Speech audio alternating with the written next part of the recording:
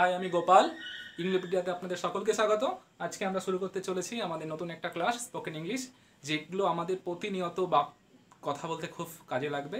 তো তার উপরেই একটা আমরা শুরু করতে চলেছি। দেখুন, খুব কথা বলতে গিয়ে আমাদের খুব কাজে লাগে। যেমন না করে নয়, যেমন বলা হয় না যে ভাত না খেয়ে পারি না, কেউ বলে আমি গান না শুনে পারি না, আর এটা তার হ্যাবিট হয়ে দাঁড়িয়েছে। এরকম বাক্য আমরা কীভাবে বলবো? যে না, যে প্যাটার্নটা কি দাঁড়াচ্ছে, যে না করে পারি না।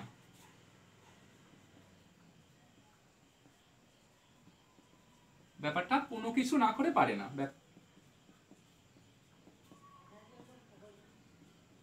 এটা এখানটা লিখবো যে কোন কিছু, কোনটা না করে পারি না। তারপর যদি বলা হয় গান না করে পারি না, ধরো এখানটা আমি কোনো কিছু জায়গায় কি লিখলাম, গান না করে পারি না। বা গানের জায়গায় কেউ লিখে দিল নাচ না করে পারি না। আমরা কিভাবে লিখবো এগুলোকে? লেখার প্যাটার্নটা দেখুন। এই সমস্ত ক্ষেত্রে যখনই আমাদের এই সমস্ত কোনো কিছু না করে পারি না, কোনো কিছু না করে পারি না, সেক্ষেত্রে আমরা কি করে লিখবো? সে প্যাটার্নটা হচ্ছে আপনার can, can not, but plus ভার্বের ওয়ান ফর্ম, মানে ভার্বের প্রেজেন্ট ফর্মটা আমাদেরকে লিখতে হবে। যদি একটা আমি বাক্য লিখি,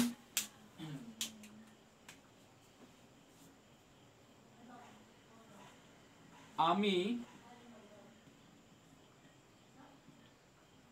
না খেয়ে পারি না। হয়তো আপনাকে কেউ উপোস করতে বলেছে, আপনি বলছেন আমি উপোস করতে পারবো না, এ বাবা ভাত না না না খেয়ে আমি কিছু থাকতেই পারি না। যে আমি না খেয়ে পারি না, এইটা আপনি কিভাবে ইংলিশে বলবেন? আমি না খেয়ে পারি না, কি লিখবো? জাস্ট সাবজেক্ট কি আমি পারি না, এই পারি নার জন্যই আমাদের কি চলে আসবে? সাবজেক্টের পরে ক্যান নট চলে আসবে। মানে যে ক্যান নটটা অ্যাকচুয়ালি কার পরে লিখতে হবে?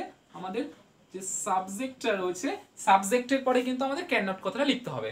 তাহলে আই ক্যান নট,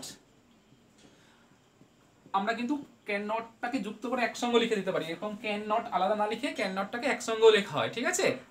আমি যেমন জুড়ে লিখেছি আই ক্যান নট। এইবার কি বলা হয়েছে? বাট দেব। দেওয়ার পর এইবার যে ক্রিয়াটা আছে কি, খাওয়া, খাওয়া ইংলিশ কি? ইট। তো আমি লিখে দেবো I can not but it. এবার যদি আমি এখানে একটা অবজেক্ট দিয়ে দিতাম কি না খেয়ে, ধরুন আমি বলে দিতাম আমি ভাত না খেয়ে পারি না, ভাত না খেয়ে পারি না। তাহলে জাস্ট আমরা কি করে দেবো? ইটের পরে রাইস লিখে দেবো। অবজেক্টটা তো ভার্বের পরেই আসে, সেটাই জুড়ে দিলাম যে আমি ভাত না খেয়ে পারি না। এবার ধরুন যদি বলা হয় আমি তাকে না দেখে থাকতে পারি না, তো এইভাবে ইংলিশটা আমরা কিভাবে লিখবো? যখন ইংলিশটাকে আগে আমরা সাজাই লিখে নিই যে আমি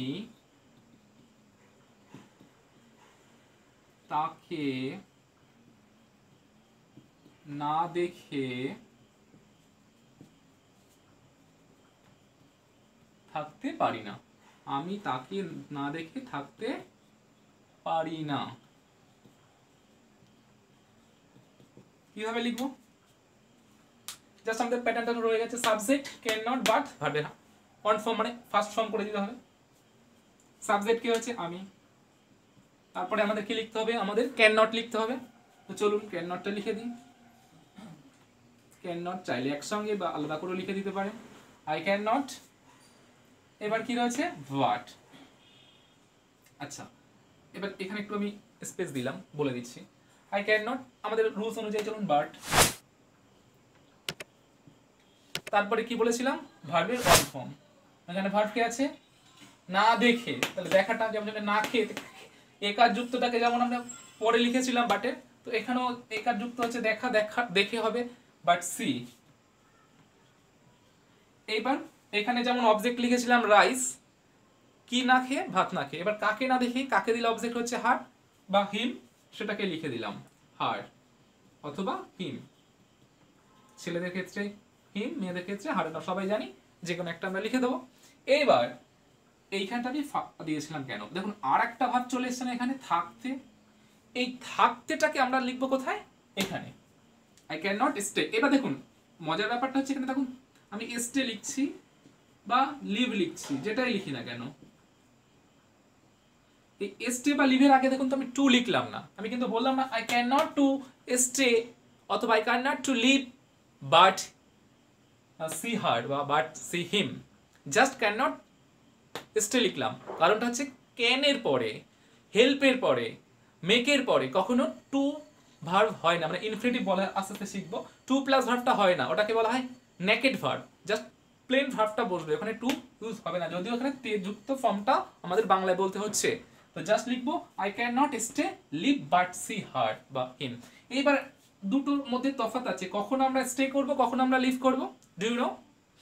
লিসেন, স্টেটা করবো আমরা তখন যখন কিনা আমরা অল্প সময়ের জন্য সেখানে থাকবো, আর পার্মানেন্ট এই ভাবটা মানে অনেক দিন ধরে থাকবো সেখানটা, যেটা পার্মানেন্ট ভাব বোঝাচ্ছি, সেক্ষেত্রে আমরা লিভ করে থাকবো। এটা হচ্ছে দুটোর মধ্যে তফাৎ, স্টে আর লিভ। এইবার চাইলে এই বাক্যটাকে আমরা এবার যদি অনেক সময় বাটের পরিবর্তে, এখানে দেখবেন আমাদের ক্লাস 10-9 খুব গ্রামারগুলো দেওয়া হয় যে বাটের পরিবর্তে হেল্প ইউজ করা হয়, জাস্ট সেই বাক্যটার ক্ষেত্রে আমি এখানে হেল্প ইউজ করব বাট না লিখে, আর এখানে তখন কিন্তু আইএনজি করে দিতে হয়, হেল্পের পরে কি করে দিতে হয়, আইএনজি করে দিতে হয়, হেল্প সিং এটা। অথবা আমি এরকমও লিখতে পারি এই জায়গাটাতে উইদাউট, এই বাটের পরিবর্তে হেল্পের পরিবর্তে আমরা এখানে কি লিখে দিতে পারি, উইদাউট, উইদাউট তারপরে সিং হার বা হিম। এটা হচ্ছে আমাদের এই প্যাটার্নটা গেল। আচ্ছা ধরেন যদি আরো কিছু বাক্য দিই,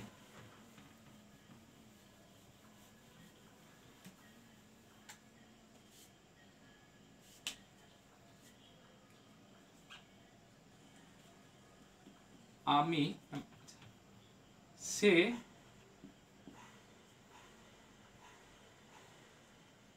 কথা না বলে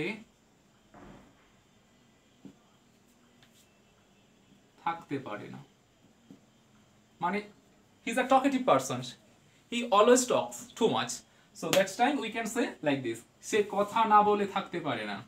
সো হোয়াট উই রাইট, সে কথা না বলে থাকতে পারে না। একটু আগে আমরা প্যাটার্নটা শিখে নিয়েছি যে প্রথমে আমাদের কি করতে হবে, সাবজেক্টটা লিখে দিতে হবে। তো সাবজেক্ট লিখে দিলাম হি, পারে না তার জন্য can not, he can not, he পারে না, থাকতে পারে না, সেই জন্য এখানে লিখবো থাকতে, আর এই যে বলেটা আছে একার যুক্তটাকে চলে যাবে এই পাশে, আর তে থাকতে যেটা তে যুক্ত থাকবে সেটাকে কিন্তু আমরা ক্যান নট এর পরে লিখে দেবো, হি ক্যান নট স্টে বাট কথা বাট টক, সে কথা না বলে থাকতে পারে না। এটা হচ্ছে আমাদের বিষয়টা তৈরি হলো। এই ক্লাসটা শেষ করছি, পরের ক্লাসে আমরা আবার প্র্যাকটিস সেট নিয়ে আসবো, তো ততক্ষণে ভালো থাকবে।